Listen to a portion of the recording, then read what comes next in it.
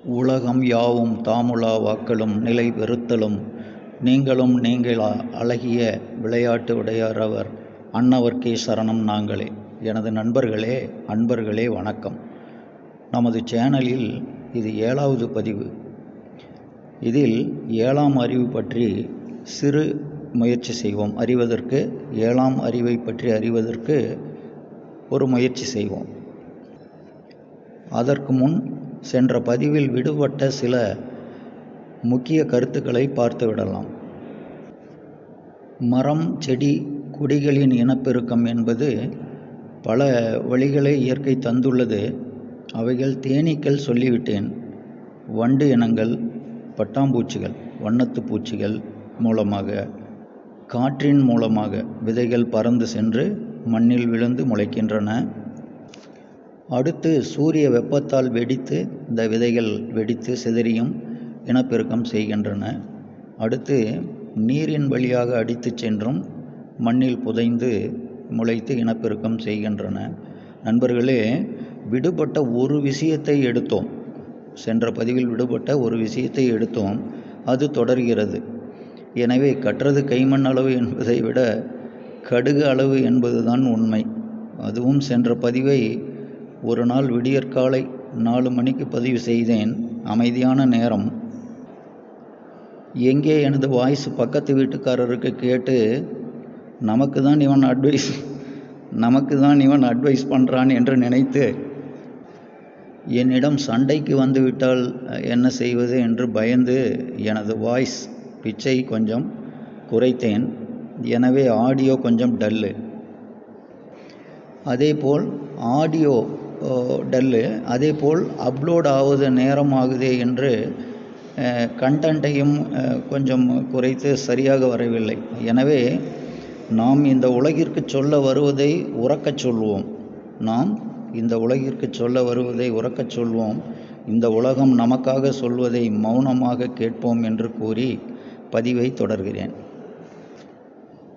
6 அறிவில் செயல்படும் மனிதன் வாழ்வில் நன்னெறிகளை கடைபிடித்து தர்ம சிந்தனையுடன் தான தர்மங்களை செய்து தனக்கு மிஞ்சியதை செய்தால் கூட போதும். தான தர்மம் என்பது தனக்கு மிஞ்சியதை செய்தால் கூட போதும்.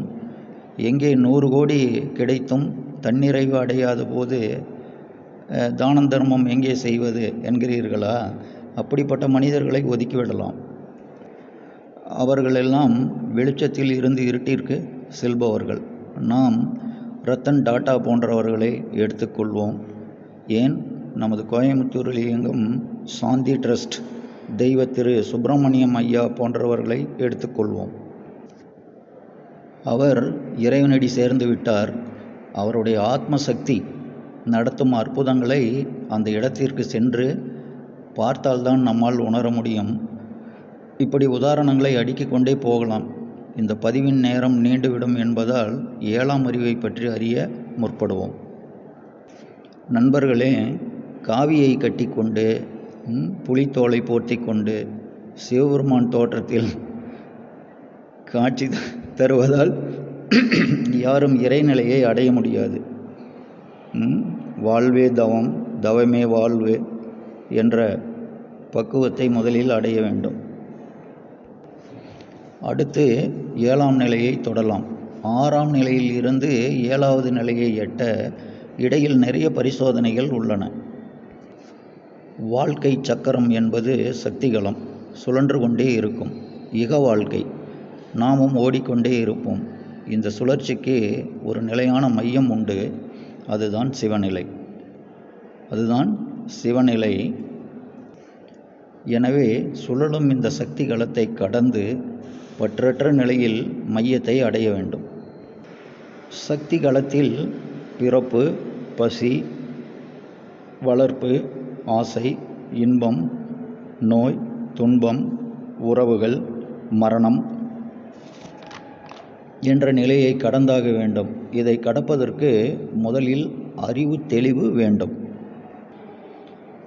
இந்த நிலையை கடந்துவிட்டால் நாளும் சரி, நாடி வரும் நவக்கோள்களும் சரி,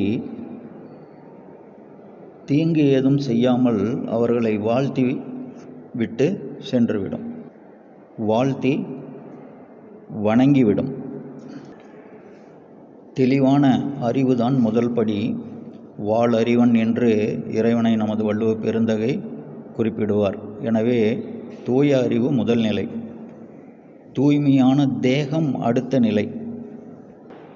நண்பர்களே, 6 அறிவில் இயங்கிக் கொண்டிருக்கும் மனநிலையை கடந்து 7ஆம் நிலையை தொட தெளிவான குருவின் வழிகாட்டுதல் அவசியம் தேவை.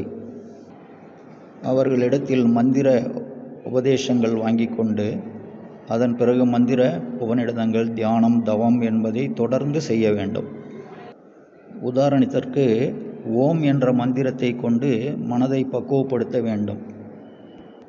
இங்கே எல்லா மதத்தினரும் அவரவர் தெய்வங்களை, இஷ்ட தெய்வங்களை வணங்கி அவர்களுக்கு உண்டான மந்திரங்களை சொல்லி அந்த நிலையை அடையலாம். மனதை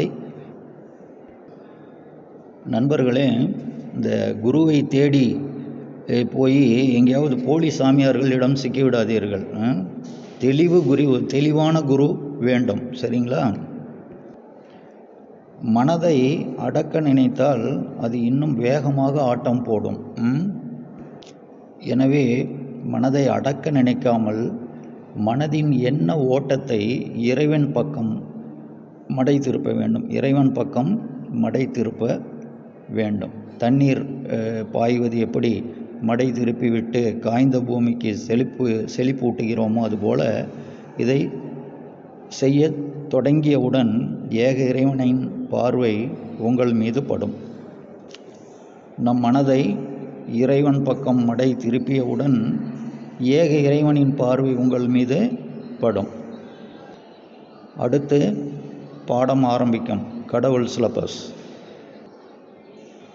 மூச்சிலும் பேச்சிலும் சிவம், சொல்லிலும் செயலிலும் சிவம், விழிப்பிலும் சிவம், உறக்கத்திலும் சிவம் என்று தொடங்கும். இவற்றை தொடர்ந்து கடைபிடித்து வந்தால் முதலில் நிறைய பொருளையும் கொடுப்பார், பொன்னையும் கொடுப்பார், மண்ணையும் கொடுப்பார், பூமி போன்ற சொத்துக்கள். இவைகள் எல்லாவற்றையும் உனது கையில் தொடாமல் பற்றற்ற நிலையில் தானம் செய்ய வேண்டும். இது முக்கியமான ஒரு இடம். இதற்கு இடையில் மயக்கத்தையும் கொடுப்பார். என்ன நண்பர்களே, புரியவில்லையா? அதுதான் பெண்களின் மீது மோகம். ஆசை தீ, தவிர்க்க முடியாத பற்று. பற்று என்பதை விட அதை தொற்று என்று மகான்கள் சொல்வார்கள். ஞானம் பெற வேண்டும் என்றால், என்லைட்மெண்ட் அது கிடைக்க வேண்டும் என்றால் இவைகள் அனைத்தையும் கடந்து செல்ல வேண்டும். அவர் வைக்கும் பரீட்சையில் தேர்ச்சி பெற வேண்டும். பரீட்சையில் தேறினால் எல்கேஜி பாஸ் செய்து விடலாம். இந்த இடத்தில் ஃபெயிலான சாமியார்கள் நிறைய உண்டு. நான் இதை எல்கேஜி என குறிப்பிட காரணம், இறைநிலை, பேரின்ப நிலை அவ்வளவு சிறப்பானது. ஞான நிலை அடைந்து விட்டால் அவர்கள் இந்த சமூகத்தோடு ஒட்டாமல் விலகியே இருப்பார்கள். தனக்கென்று ஒரு கூட்டத்தையும் சேர்க்க மாட்டார்கள், பொருளையும் சேர்க்க மாட்டார்கள். தன்னை நாடி வருபவர்களிடம் ஒரு சில வார்த்தைகள் மட்டுமே பேசுவார்கள். அவர்களுக்கு ஏதாவது குறை என்றால் அதற்கு உபாயம் சொல்லி அனுப்பி வைப்பார்கள். இவர்கள் தனித்தே இருப்பார்கள். அப்படியே தவநிலையில் இருந்து இவர்களின் எச்சில் கூட இனிக்கும். அதை தீராத நோய்க்கு மருந்தாகவும் தருவார்கள். அமிர்தம் என்பார்களே, அதுதான். அது நமது உச்சந்தலைக்கு கீழே உள்நாக்கிற்கு மேலே சுரக்கும். அந்த தவநிலையில் இருந்து அந்த நிலையை அடைந்தால், இந்த நிலையை அடைந்து விட்டால் அவர்கள் உடல் சுத்த தேகமாகும். அதன் பிறகு பசி என்பதே இருக்காது. அந்த நிலையில் அவர்கள் உடலும் மணக்கும், உள்ளமெல்லாம் இனிக்கும். இதற்கு கால அளவு என்று எதுவும் கிடையாது. இறைவனின் கருணை கிட்டும் வரை தவ வாழ்க்கைதான். இந்த நிலைதான் கடவுள் பாடத்தில் டிகிரியை பெறுதல். அதற்கு முன் நடப்பதெல்லாம் ஒவ்வொரு வகுப்பாக வைக்கும் பரீட்சையில் பாஸ் ஆகி வருவது போலத்தான். அந்த நிலையை அடைந்த பின்பு அப்படியே ஒளி உடம்பாக மாறி உயிருடன் மறைவதும் உண்டு. இது ஒரு நிலை. மற்றொரு நிலை உயிரை உடம்பிற்குள்ளேயே அடக்கி ஜீவசமாதி ஆவதும் உண்டு. அந்த மாதிரி ஜீவசமாதி ஆன இடத்துல அந்த இடத்தில் இருக்கும் கல்லும் உயிர் பெற்று சுயம்பு லிங்கமாக நமக்கு காட்சி தருவதும் உண்டு.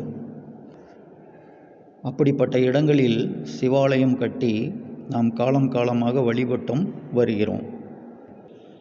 அவர்களின் ஒளி நம்மையும் நமது ஆன்மாவையும் சுத்தப்படுத்தும், நமக்கு முக்தியும் தரவல்லது. நாம் அந்த பக்குவத்தை அடைந்தால் இது நடக்கும். எளிதாக இறைவனை அடையும் வழியும் உண்டு. இவ்வளோ கஷ்டப்படாமல் எளிதாக இறைவனை அடையும் வழியும் உண்டு. அதுதான் அவர் மீது காதலாகி கசிந்து கண்ணீர் மல்க ஓத வேண்டும். இது பக்தி நிலை, அளவற்ற பக்தி நிலை. இப்படியும் இறைவனை அடைய முடியும்.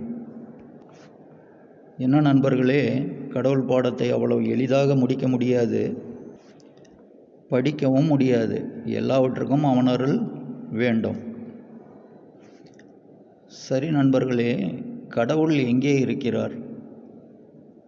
பதில், ஆண்ட அகன்ற நுண்ணியனே என்று ஞானியர்கள் கண்டுபிடித்து கூறியுள்ளார்கள்.